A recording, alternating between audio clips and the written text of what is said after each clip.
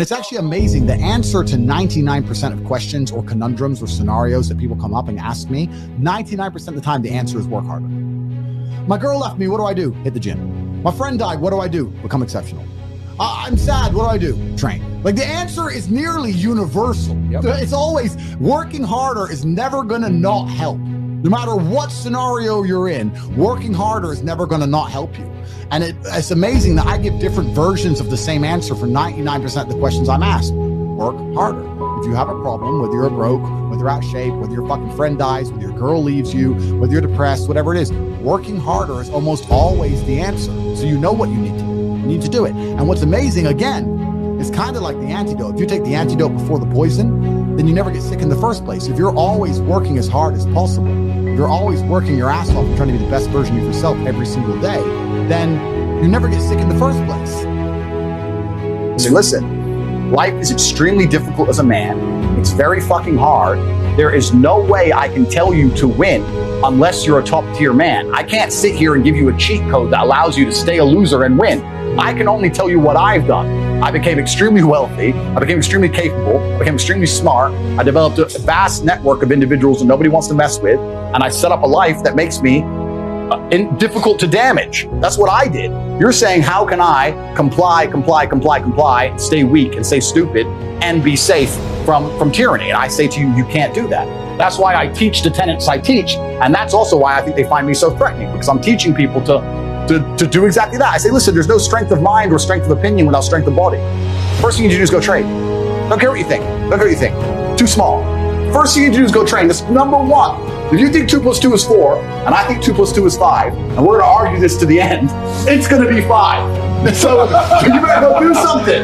Newsflash, 2 + 2 is 5 now. That's the reality, but that's the reality of Earth, right? And I teach kids this reality. I teach men this reality. And by even doing basic things like teaching young men to go and be strong physically, which is, I'd like to think we live in a world where that's all seen as a good thing.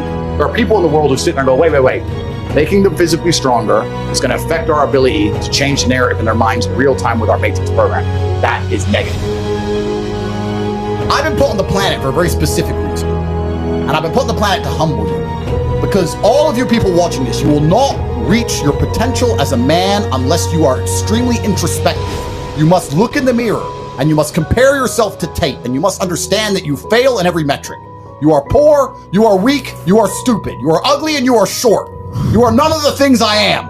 And God put me on this planet specifically to remind you of how much you are failing.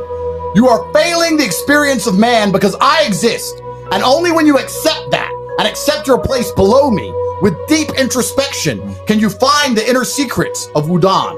And then you are prepared to learn. Then you are an empty vessel in which I can entrust my knowledge. Before that point, you're walking around the world going, well, I have an opinion. Well, yeah, Tate thinks this, but I think... Nobody cares what you think. You're poor and stupid and weak and small. I don't care. Humble yourselves. Now, if you actually really want something, you can have it. How much you want is how much you're prepared to sacrifice. So if you want $500,000 a year, you can definitely make that. And that level of stress you'll absorb for that money and the amount of headache you'll go through, if that's the amount you're prepared to accept for a happy life, you'll have it. Do you think anyone can do that, though? I think that you have to pre-decide, right? So even my level of wealth comes with enormous stress. Governments are after me. Like most people are not mentally prepared for the bullshit I go through. So the number one factor that's going to decide how successful you are as a person is your ability to absorb stress, your stress level. The better you are at dealing with stress, the more problems you can fix, the more money you're going to make. So you have to decide where on that scale, because you could just be homeless and have no stress. You could just be a brokey and be on the dole and just, I'm broke, but nothing really troubles me. So you have to decide on that level where you want, how much stress you can possibly absorb as a man. And then if you truly want that level, you're going to get it. I believe any man can make anything they want, depending.